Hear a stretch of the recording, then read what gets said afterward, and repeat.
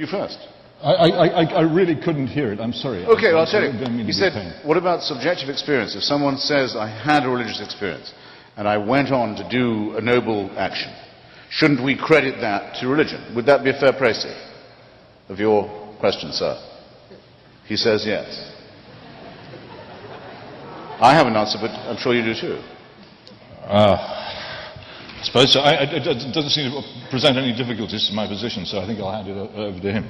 Well, I mean, one of the best books for the unbeliever to read is William James's Varieties of Religious Experience, which is, by the way, is a trope you come up against a lot with C.S. Lewis, many other religious writers. They say, you who believe in the material world and don't believe in the supernatural, you can't account for the experiences of revelation and enlightenment and miracles that other people experience. And you don't understand the numinous, in other words. And I say that that's true for me. I don't. And I don't trust them. Though I do think they can be confused with experiences of nature, landscape, music, sex and love, the numinous in other ways. But if these experiences, the positive ones, are going to be credited to the religion account, then so must the person who says that God told him to go and get a gun and kill all the unveiled girls in neighboring streets. If all these things are going to be charged, they've all got to be charged. And that would leave us exactly where the argument from design leaves us, and all the others leave where we started. Ça va? If I could just respond very briefly to that, I don't think that's true. I think a lot of time is wasted in this argument by atheists blaming Christians for all the horrors and oppressions that have taken place in history, and Christians returning, oh no, it was only done by atheists. It's quite plain that human beings are always capable of enormous wickedness. And the misunderstanding and misapprehension of religion is incredibly dangerous. And I think that the idea that either side is faultless in this is absurd and indefensible. But I would very strongly argue that far more good has been done by religious belief than harm. And that great harm is likely to be done to our civilization by an abandonment of religious belief.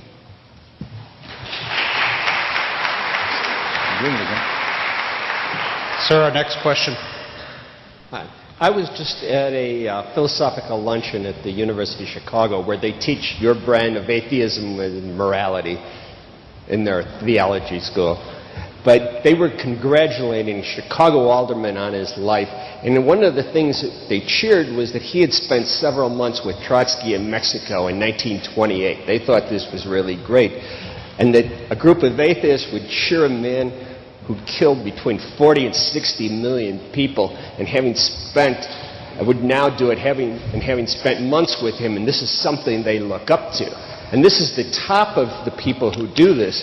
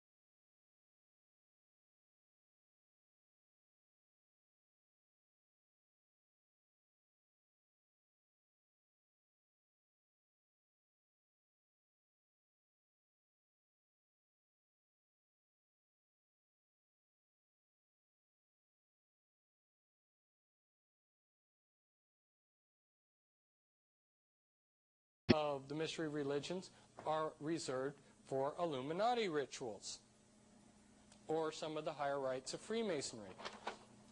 This is a cover of one of the Scottish Rites magazines.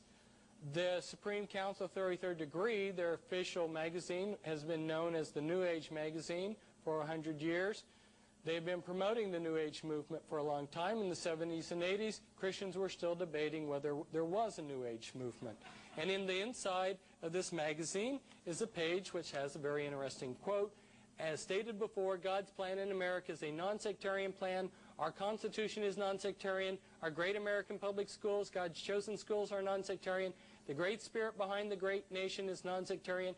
Our great American public schools have never taken away from any child the freedom of will, freedom of spirit, or freedom of mind. That is the divine reason that great God, our King, has chosen the great American public schools to pave the way for the new race, the new religion, and the new civilization that is taking place in America.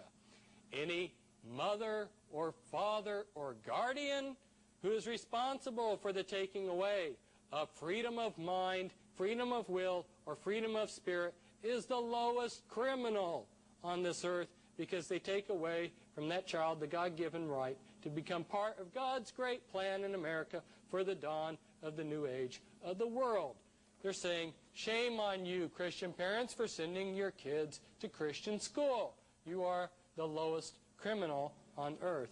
And here is Lucius Trust, just a letter from them indicating that their triangles groups are in 110 countries. This is from another Masonic magazine. It says, Masonry's greatness is not in the antiquity of its beginnings, neither in its conservatism, but rather in the fact that it has always been a leader of thought and action. I repeat, a comprehensive understanding of the history of Masonry leads inevitably to the conclusion that not through conservatism has it most served the world, but rather through its spirit of unrest, its utter abhorrence of unnecessary restraint, its abiding love for liberty, its unconquerable desire to progress away from the old to the new and better conditions. Wherever the conflict has been waged between the old and the new, between a narrow conservatism and real progress, our Masonic brethren have been found on the right side. Witness the members of St. Andrew's Lodge of the Green Dragon who threw the tea into Boston Harbor. I wish I had $1 for every time that I have heard someone talk about the Boston Tea Party being a tax revolt against high taxes. What actually happened?